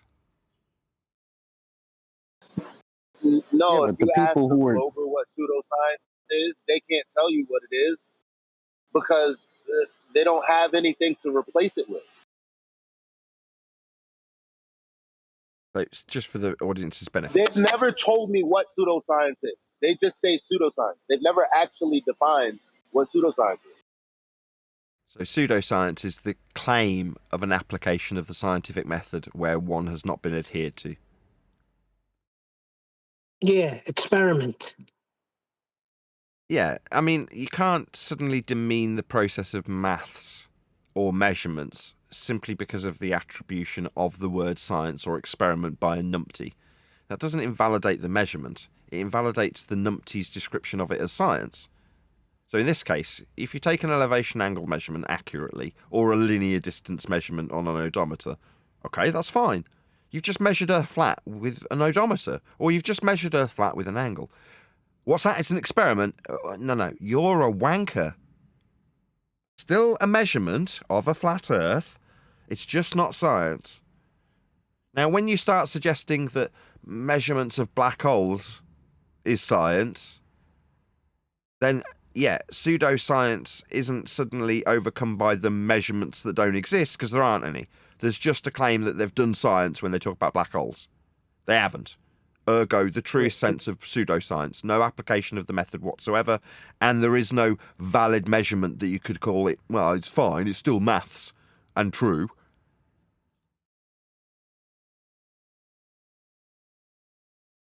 But if you call it science, then it's validated. Nobody argues.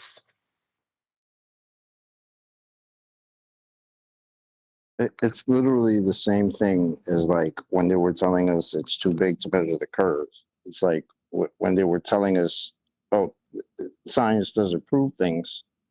It's like the light bulb went off like, oh, so all the things that you basically told us were science that proved the globe, you never had in the first place. Oh, okay. That's interesting.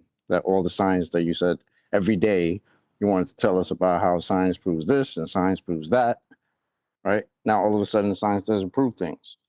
So you never had any science in the first place. What about when they used to say the whole body of science knows it's a globe? Yeah. Shit like that.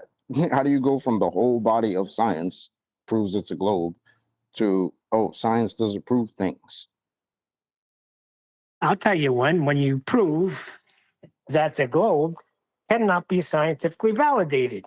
Then science doesn't prove things. It only disproves.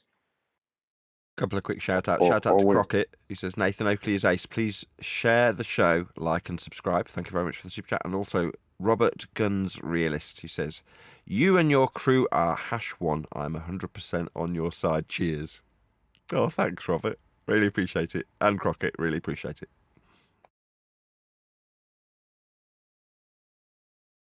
Who's that, Guns? What's up, Guns? How you doing? All good. But you guys pick up what I'm putting down, right? Like, they have never, like, I've asked when a Glober says you don't know what pseudoscience is, like, I'll say, well, this is what I mean. Here's the method. Now, what do you mean? They've never just said, you know what, this is the definition of pseudoscience. Because what are they going to say? Well, if they Yeah, they'll define trap pseudoscience, themselves. it undermines everything they say when they try and suggest that the heliocentric model has been proven scientifically. It's like, well, without cause and effect reasoning and experimentation, you don't have science. Therefore, by definition, all things claimed to prove ball are pseudoscience. By definition. They don't want to do that. They don't want to get anywhere near that. Also, defining that actually puts a point on what the scientific method is, because they like to claim that there's so many scientific methods. You can do this and that and the third. Well, definition of pseudoscience is it's what's purported to have gone through the scientific method, not methods, none of that, just the method. And if you portray something as going through that method and it hasn't, that's pseudoscience. So they wouldn't want to point that out, Eli. You know what I'm saying? Like, they would. Why would they do that? Because that would just hurt them. And Yeah, their they'd hang little argument themselves. and their little argument of, oh, there's all types of methods and shit you could do. No. Just establishing cause of an effect. That's it. Well, it's the type of science they're teaching right now in schools. I don't know if you guys have children that are going through schools, but it's a falsification theory that pseudoscience is something it can't be falsified or confirmed. That's what's kind of what the method they're talking about. It's called Poplar, the falsification theory of science.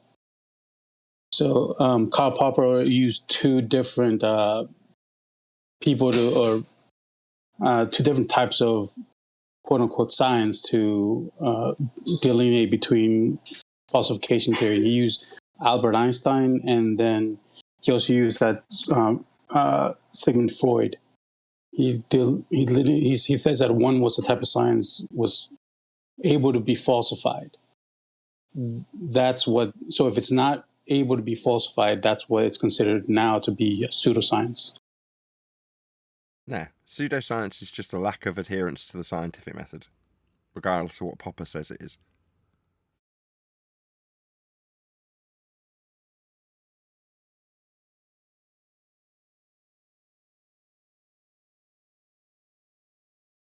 They definitely don't teach that in school anymore, by the way. It sounds like they're trying to do what they like to do and make it more vague, because the more vague you keep the stuff, the harder it is to pinpoint what is actual science and what isn't. And it sounds like that's what they're trying to do. I mean, that's always what they've done. Has Einstein ever had an experiment? No, the whole experiment thing was taken out of context, because my son had supposedly doing a scientific experiment where he had to write down the different temperatures of the day in 1 week, and that was a science experiment that he did in public school. Don't get me wrong, I homeschool both kids and they both get stuff that's labelled as experimentation all the time in kits that we buy. And they're not. You know, examples of chemical reactions and things like that. Like if they're making, I don't know, slime, and they're combining a few chemicals to get it to produce that material. That's not science, but it's labelled. Sounds like chemistry. But it's still labelled science, and they'll say it's an experiment when you're mixing stuff. No. This isn't validation of cause and effect reasoning based on hypothesis construction and actualization. This is just us mixing stuff together.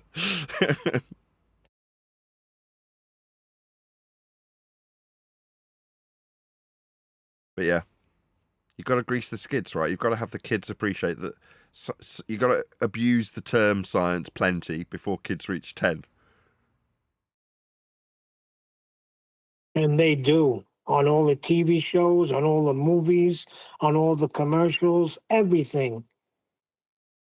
Pseudoscience. Right, anyone want the last word? Because I'm going to round out the live show.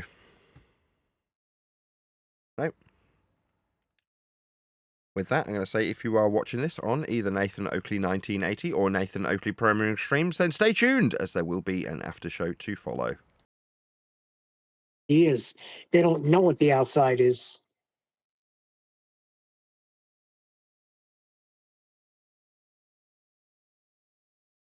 It's going to be a shortish after show because it's so hot. Again. Well, we're not doing a book today. It's just hot. It's just hot sitting here. Oh, you said it's hot. I didn't hear you. Sorry. Yeah. Get an air conditioner. No, just sit there in your underpants. Keep cool.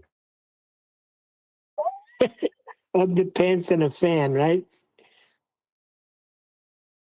Yeah, get out on that front doorstep. Yeah.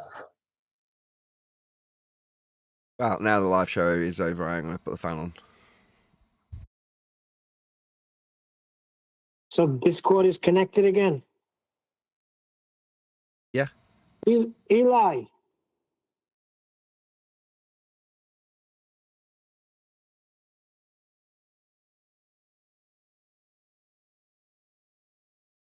Every time I hear Nathan say it's hot. I'm still here. So when it Eli, says hot in that... the UK, so when it says hot in the UK, it's like 70 degrees. No, it's almost 90 there today. All right, because it's 90 here, and it's like, all right, it's 90. It's nice. Somebody should push that sun a bit further away, though.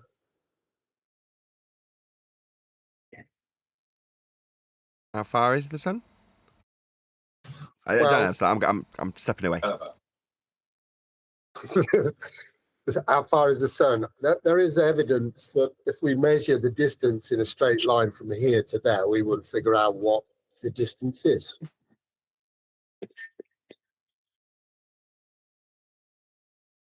It's just my tape measure keeps melting every time I get close. So you think that every time, well, it'd be interesting to see. But those are the celestials. Like, we don't even know their actual positions. Maybe it is 93 million miles away. How do we know? We don't know. Dave Wise No knows. one knows. Dave Wise knows. Dave Wise says it's 2 miles away. David Big Ball Weiss. Don't believe me. Do your own research. Shut up, you freaking moron. Away. See, but Chuck, these are the things that this freaking retard is. It's like he's getting more and more retarded as the years go by. But at the end of that show, whatever show he's on, oh, you better believe he's going to push that app. There's nothing to say he's wrong or right either way. Same as 98 million. There's nothing to say it's wrong or right, really. Less likely to be 98 million miles, but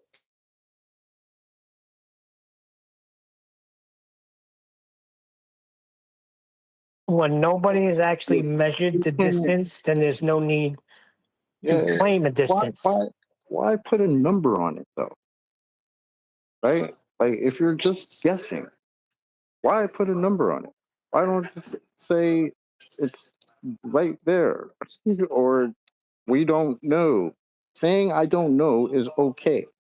This program that everyone needs to have some robotic answer for every question ever asked is ridiculous. But numbers So, are but they science, right? want, hold on, they want explanations. Yesterday in chat, some guy wanted me to explain why, if he elevates, he could see the sunset twice.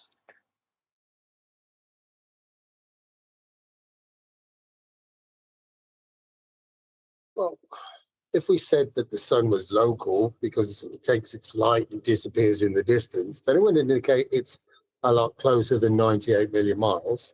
So you could look to guess a little bit closer than that. And I'd just rather say no one knows the distance because no one does know the distance. Yeah, but if you're trying to say to somebody who believes in balls that why would the light not disappear? I.e., why is it not daylight on the whole of the flat Earth all the time? Well, you've got to explain that the light is more localized. I.e., so as it travels away, you lose its light. Yeah, when it's held up in false dichotomy with a sphere, maybe, because they'll give you the answer.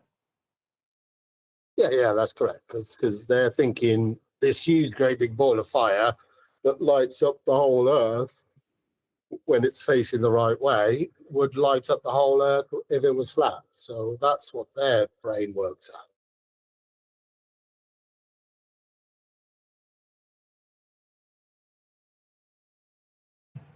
So indicating that it's a little bit closer and maybe not so bright. Yeah, I just don't give an answer for that. That's me. Everybody can do what they want, but I just don't give an answer. First of all, I didn't make any claims about it, number one. I'm telling you how it's measured, number two. And if you can't put together 1 and 2 and come up with 3, then that's your problem, not mine. I'm not here to explain things to you.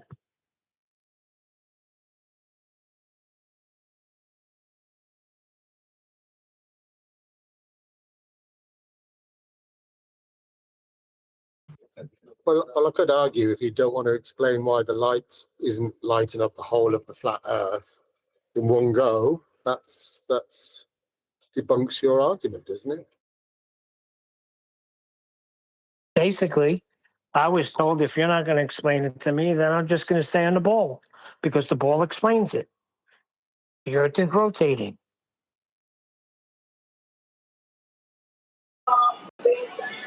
Well,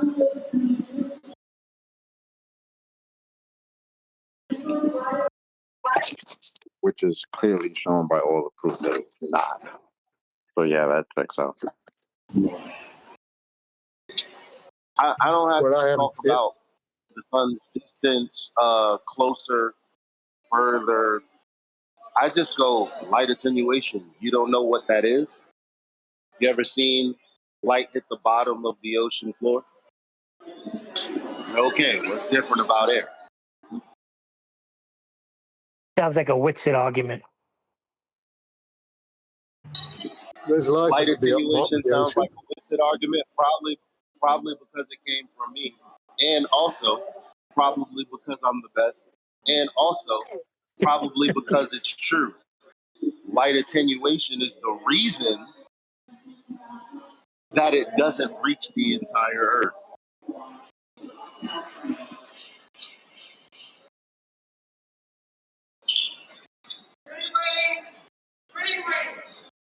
You mean it's not strong enough? Can you validate that? Yeah, The nighttime. bottom of an ocean. It's the same thing with the air. It's just the light attenuation is The ocean's not heavier the or air. lighter, whatever. Yeah, but the Okay, but ocean's not the air. haven't you seen mountains? Haven't you seen mountains or trees in the foreground versus the background? Do they look the same color or do they look washed out because the light isn't reaching you from the further distance? It's called light attenuation. They'll just Google it. You sure it's not Earth curve? It's that What, a tree shadow looking from that gray bloody in the hill distance? again. Is that her curve? Is that her curve? A tree looking gray in the distance? Yeah, as it goes round the ball, you get a different shading from the light.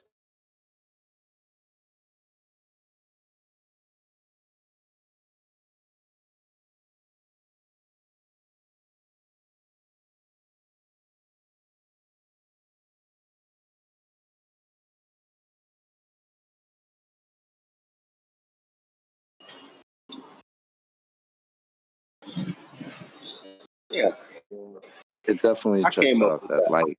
when I was talking about. Remember chocolate? Like, I came up with that shit when I was talking about rainbows and how when you're looking at a certain angle from the sky at a double rainbow, you can see the lightest section of the ground in the middle. It just looks like it gets darker the further away from the middle you look. It's just an observation. No explanation there.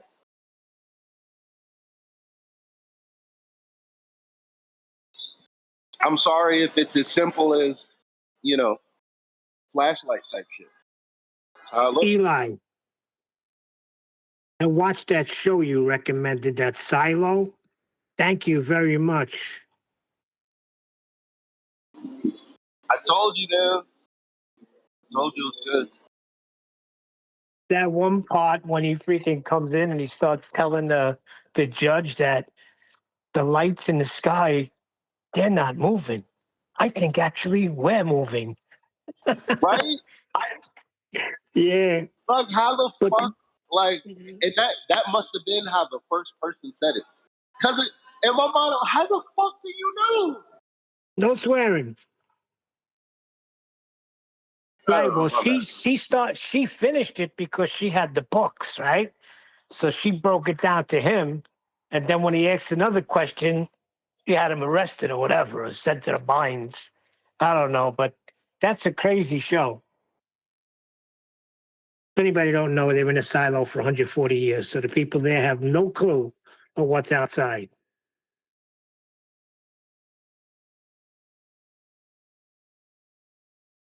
Nathan, it's like a reverse Plato's cave. Yeah, I got that.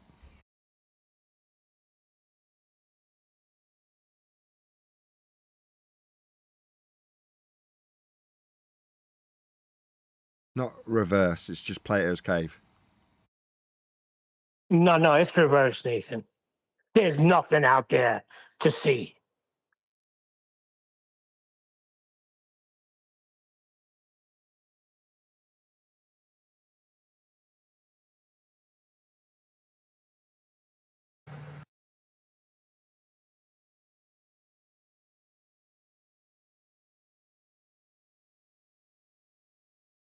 Okay.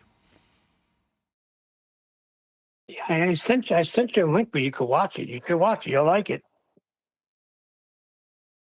What do you mean watch it? Is it a Netflix show? It's Apple original, but you'll get it, and it's 2 seasons. They're doing it. It's off a book. I know it comes from a book. I forgot the guy's name, but it's pretty good. It's pretty clean. You know, a couple of swear words, but you'll like it, especially when they get in. You'll see how they not immediately, but down the road they get into heliocentric nonsense.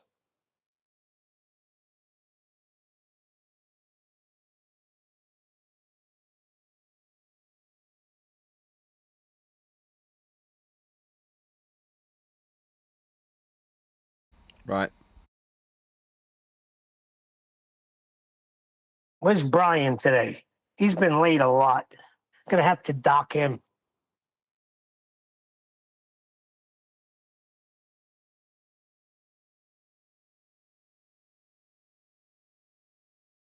By the way, Nathan, David Weiss hasn't been our boss in like over 4 years.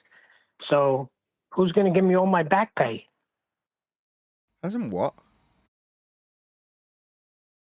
David Weiss hasn't been up. Remember we used to kid around? David Weiss was the boss. That's where we'll be getting our paychecks from. Oh, he hasn't been a boss for 4 years. Where am I drawing my salary? I've no idea. I don't know. That sounds disgusting, even thinking about it. How did we used to say things like that? Does he seem to be on our side back then? Because he wanted to give off the impression that was exactly the case. And you were defending his Bitcoin at the time. That's right. All right, so that's not too bad.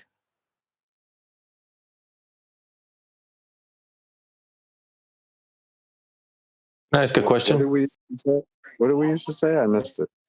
That Dave Weiss was the boss. Go ahead. What's your question? Oh yeah. Yeah. Have you all seen the most recent Will Duffy final experiments talk? Oh, that's the one where they're going to do the elevation angle and celestial navigation. Yeah, well, measuring Earth's flat. It's fairly disturbing because he tries to do a sort of a hypnosis on everyone so that anytime anyone mentions measurements, instantly it's interesting because they're definitely taking issue exactly with what's being talked about here. I was actually looking for that to share it with Nathan to go over it today, but I could not find it anywhere. So if you got it, you should put it in main text chat, and if Nathan wants, we could do it tomorrow. Yeah, cover it tomorrow. Awesome, because there's been a lot of thought gone into it, I can tell, and they are now talking about where's your measurements? Where are they? And so they change how it measures Earth measures flat. They change it to measurements, and they sort of kick it further down the line rather than focusing on the process of the measurement. Okay. Yeah, we'll have a look at it. And this is Will Duffy doing this. Yeah, somebody mentioned it to me yesterday in chat, and I was looking for it. I could not find it.